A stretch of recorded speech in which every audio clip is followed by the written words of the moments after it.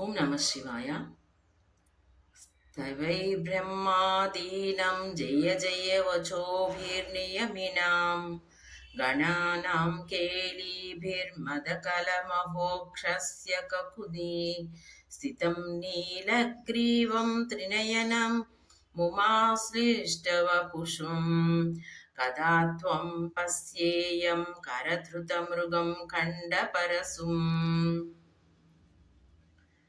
कदा वा त्वां दृष्ट्वा गिरिसतव भव्याङ्घ्रियुगळं गृहीत्वा हस्ताभ्यां शिरसि नयने वक्षसि वहान् समाश्लिष्याघ्राय स्फुटजलजगन्धान् परिमलान् अलभ्यां ब्रह्माद्यैर्मुद मम भविष्यामि हृदये करस्ते हेमाद्रौ गिरिसनिकटस्ते दवपतौ गृहस्ते स्वद्भुजामरसुरभिचिन्तामणिगणे शिरस्ते सीतांसो चरणयुगलस्तेऽखिलशुभे किमर्थं दाप्येऽहं भवतु भवदद्धं मम मनः.